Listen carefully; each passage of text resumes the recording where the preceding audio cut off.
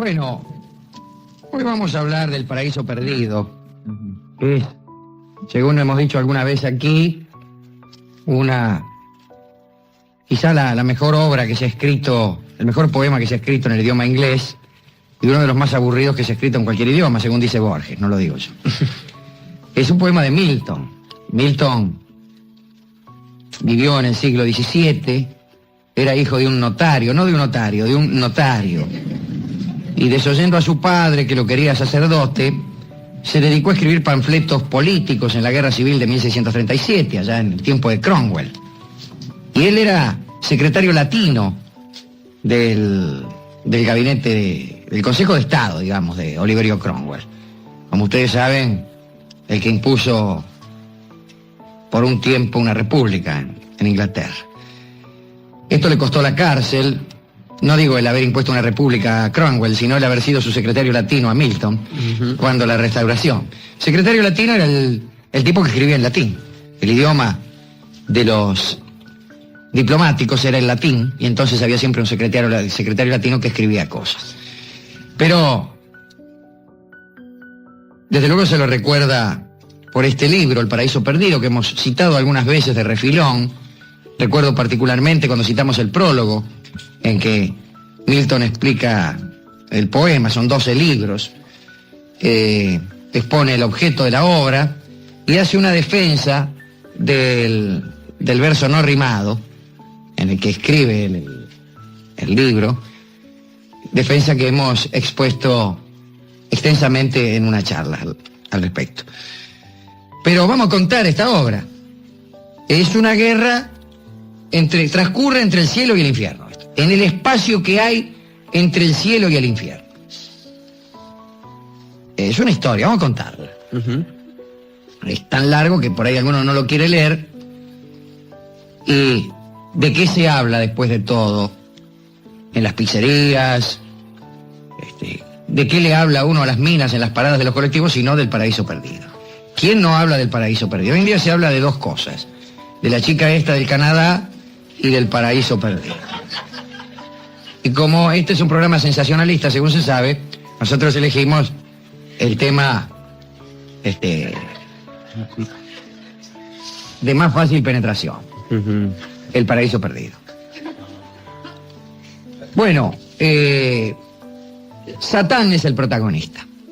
Satán es el protagonista, el más bello de los ángeles, que bueno, lleno de orgullo y de soberbia, se rebeló contra el Creador, perdió y fue precipitado con sus compañeros de rebelión en ese abismo sin fin del caos que llamamos infierno, lugar triste, desierto, devastado, horrible morada de forma redonda, dice también Milton, siguiendo a Dante, que como un horno incandescente arde por todas partes.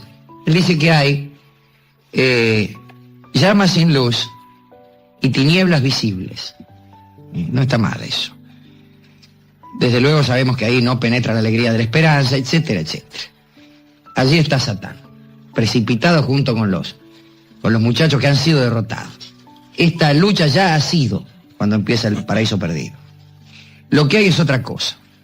Lucifer mira aquel reino feliz del que ha sido arrojado, lo mira con nostalgia pero sin arrepentimiento, no se arrepiente de lo que ha hecho.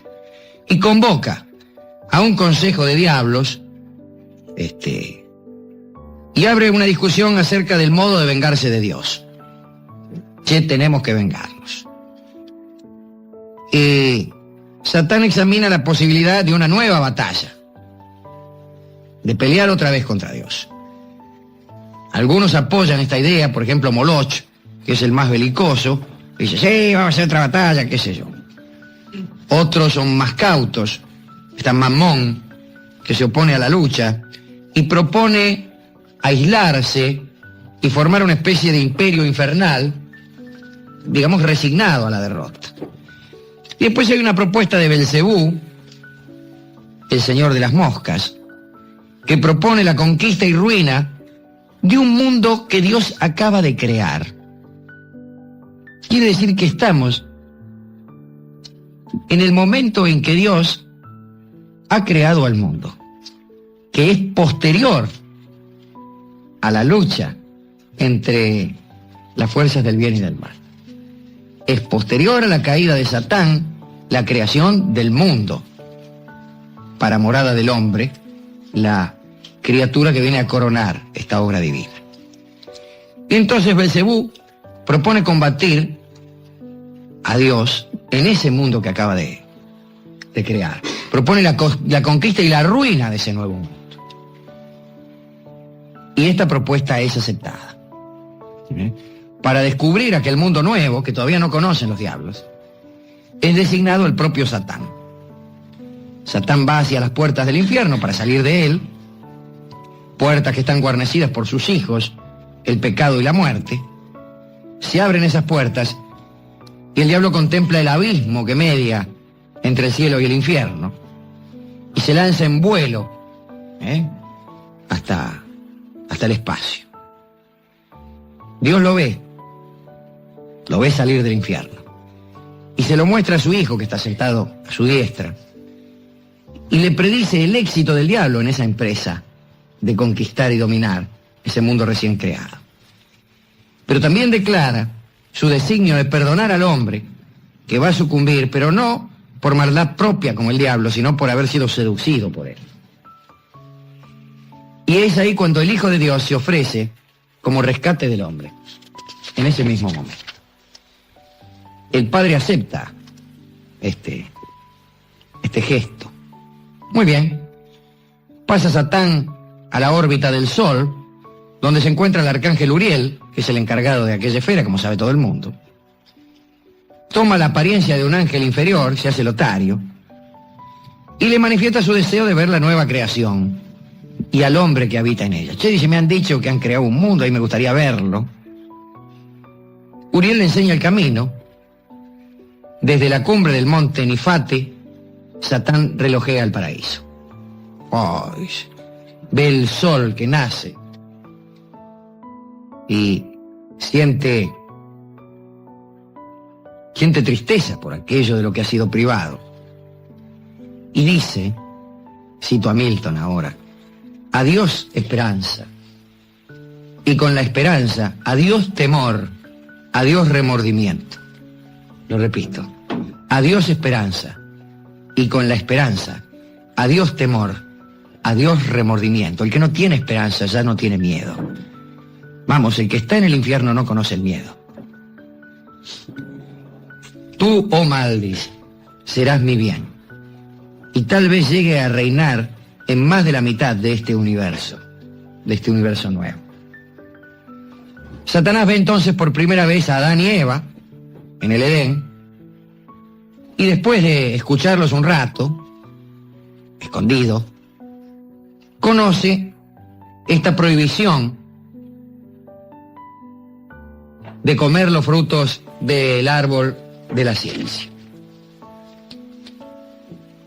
Uriel pone en guardia al arcángel Gabriel, que era el encargado de custodiar el paraíso, y le exhorta a redoblar la vigilancia. Y se guarda que anda este ñato aquí, que algo trama. Lo cachan incluso a Satán tentando a Eva en sueños, y entonces el arcángel Gabriel lo aprieta a Satán. Lo interroga. Dice, ¿de qué la vas? Y Satán contesta orgulloso, ángel insultador, dice, debes saber que no me falta valor ni aguante para las penas, como lo he demostrado cuando con ayuda del rayo has derrotado a mis huestes, etcétera, etcétera. Así que no retrocedo. No te hagas el guapo porque no retrocedo. Y ahí ya se iban a ir a las manos. No, se iba a estallar la lucha. Pero el cielo lo impide. Y Satán huye y se va otra vez a su reino de sombras. Pero al día siguiente, Dios manda al paraíso al arcángel Rafael para advertir a Adán y Eva de esta cuestión, ¿no? De Satán. Y Rafael les cuenta la batalla anterior, la que tuvo lugar en el cielo antes de la creación del mundo. Le cuenta cómo al tercer día el Hijo de Dios venció a los diablos y los envió al infierno. Adán y Eva escuchan esto estupefactos. Les cuenta también la creación del mundo y sus detalles. Entonces Adán recuerda el día de su nacimiento y recuerda cuando pidió una compañera y su alegría al verla. Claro que la recuerda, esto acaba de ocurrir. Hemos dado alguna vez una cronología de la creación. Háganme acordar otro día que la recuerde exactamente. Bueno, antes de irse Rafael le advirtió que no se entusiasmara, le advirtió a Adán, dice, no te entusiasmes mucho con Eva, porque el demonio se va a servir de ella para tentarte. Y así fue. Al día siguiente, el demonio se le presentó a Eva bajo la apariencia de una serpiente y le habló. Claro, Eva se sorprendió al oír hablar un reptil. Dijo, oh reptil, tengo para mí que los reptiles no hablan. Entonces la serpiente le explicó que ese don, el de la lengua, lo había logrado, junto con otros dones, por ejemplo el de la inteligencia y de la comprensión, morfando de un árbol. ¿Qué árbol es ese?, preguntó ella. Bueno, justamente aquel del cual os tienen prohibido comer. Y se lo mostró al árbol. Y Eva entonces arrancó un fruto prohibido, se lo morfó. Y después fue y lo convió a Adán. Dice, mirá, tiene un gusto delicioso, acabo de morfar. Pero no, Adán se horrorizó por este pecado, se horrorizó. Pero dijo, yo estoy con vos y te sigo allí donde vayas. Y si vos comiste, para mí está bien. Esos son maridos, ¿eh? Y eso que no tenía mucho para elegir. La siguió hasta el infierno, vamos. Y llegó el castigo. Ya saben ustedes, Adán y Eva empezaron a sentirse avergonzados de su desnudez, se la cubrieron. Después empezaron a culparse recíprocamente de aquel pecado.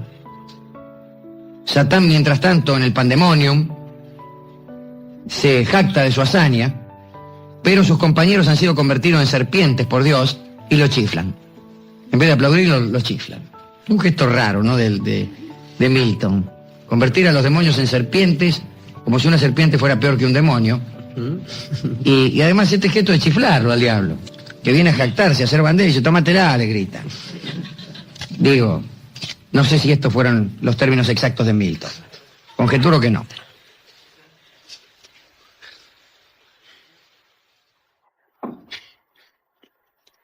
El pecado y la muerte, los hijos de Satán, construyen un camino a través del caos para llegar al mundo creado por Dios con más facilidad. Adán y Eva, mientras tanto, imploran perdón en vano. Dicen, no, muchachos, ya está, fueron. Y fueron condenados a abandonar el paraíso, y Eva a concebir con dolor, y Adán a ganar el pan con el sudor de su frente.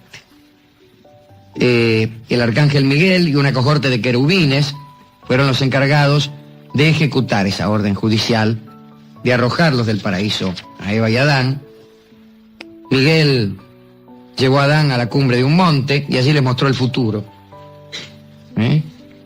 Todo lo que iba a ocurrir le mostró hasta el diluvio y aún después, hasta la segunda venida de Cristo, cuando el paraíso y la tierra serán la misma cosa.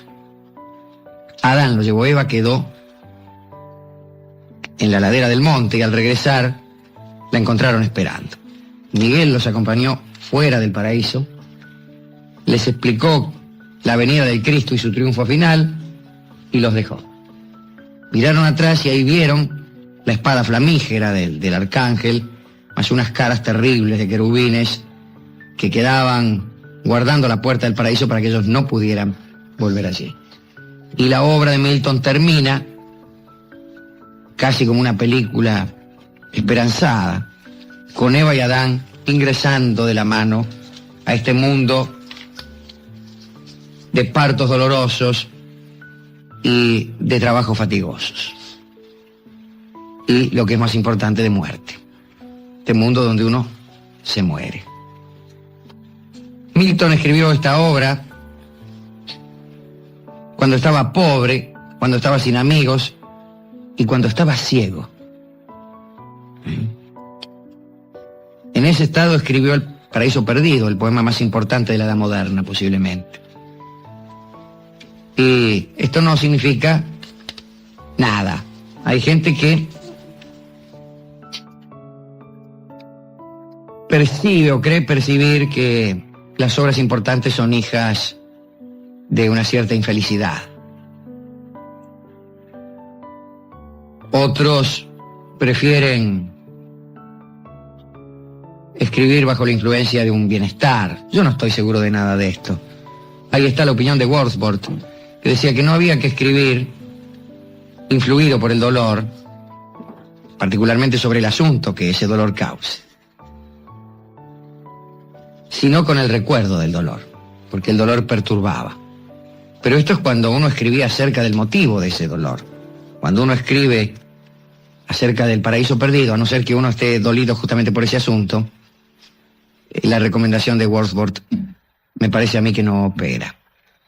Como quiera que sea, algunos poetas insisten en lograr atraer sobre sí una cierta desgracia, una cierta rispidez, para ver si de este modo mejoran sus versos.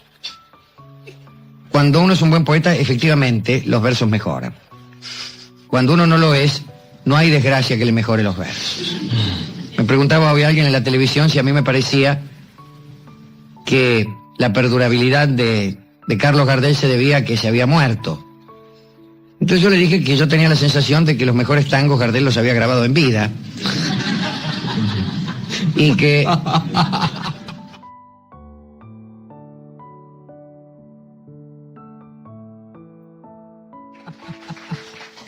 y que por otra parte había cantores que insistían en morirse una y otra vez sin conseguir mejorar un ápice su canto. Bueno, ciegos hay muchos, pobres hay muchos, y personas que han padecido la cárcel también, y El paraíso perdido solo lo escribió Milton. No es una mala historia esta. No, es muy no es una mala historia. Y algún día le voy a dar más detalles, que a lo mejor mañana me emperro y le doy más detalles. Bueno. Se la conté así, pues imagínese, todo este lío se lo llevo a contar como lo contaba Milton y nos pasamos acá 6 años. Pero, ¿a quién dedicarle esta historia, no?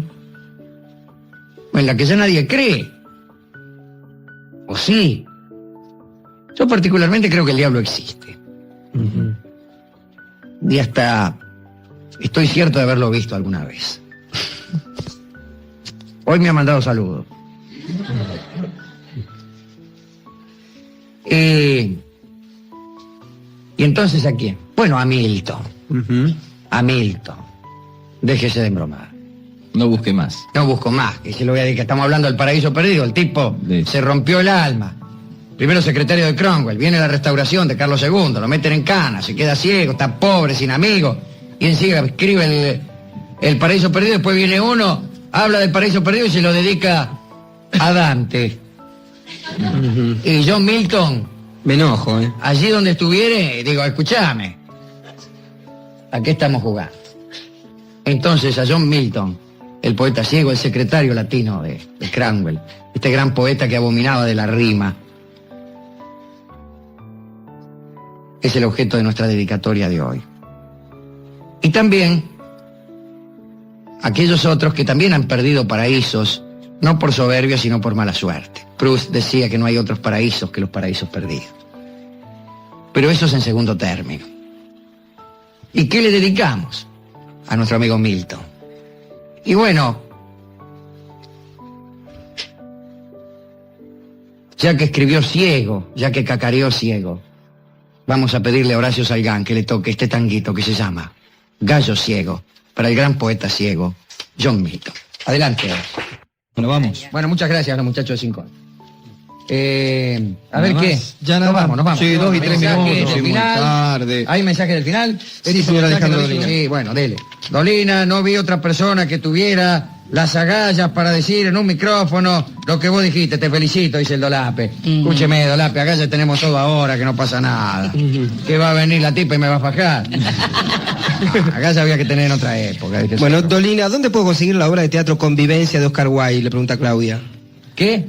¿Dónde puede conseguir la obra de teatro Convivencia de Oscar Viale, perdón, Wilde le hizo? Viale. Le pido, mire, Oscar Wilde. no, está medio rara la letra, le pido disculpas. Oscar Vial. Ya. Mire que- la importancia de llamarse convivencia. Sí, le pido mil disculpas, Alejandro. Bueno, Pedro de Pablo Nogués dice, ¿cómo? ¿Alejandro Dumas no es uno que cocina en un canal de cable? No, ese es Oscar Viale. Sí. El gato Viale. Natalia de Azul, sos divina, tu voz me hace enloquecer, le dice Aníbal. Estronati, muchas gracias por la charla de ayer, le dice Karina de Lomas de Zamora. Una ¿En qué sentido? Ujú. Más vale pájaro hermano que elefante al hombro. Vuelva, dice Diego. Bueno. Para el muchacho... Alberto pregunta, mire, porque dijo en el programa de Neustadt que si pensara como era usted, digo, ¿no? A los 15 años se hubiera querido matar. Si su infancia fue tan feliz. Mi infancia fue feliz, pero cuando yo tenía 15 años ya era un tipo... que no era un niño, no era un infante. No era un en todo infante. caso. Un infante marina. Era, en fin, Tremendo, parecía un toro criollo de pastoreo, diría mi padre. Bueno, Estaba grandecito ya. Sí, usaba pantalones cortos todavía. ¿Usaba cortos? Sí, sí, no, a los 15. a los ¿Qué? 15 usaba Usaba cortos. pantalones cortos. Corto a que... los 15, yo me los puse a los 17, los largos. No. ¿En serio? Sí, Con las hicimos patas una peludas, fiesta en andaba. casa. Una Me los dio un ceremonia. tío.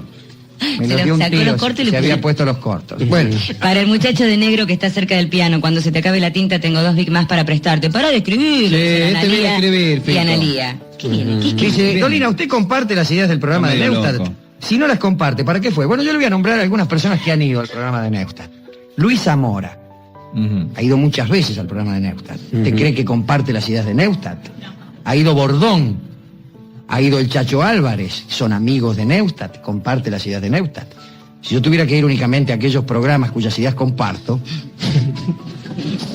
Vendría este nomás. vendría Vendría este acá. algunos días.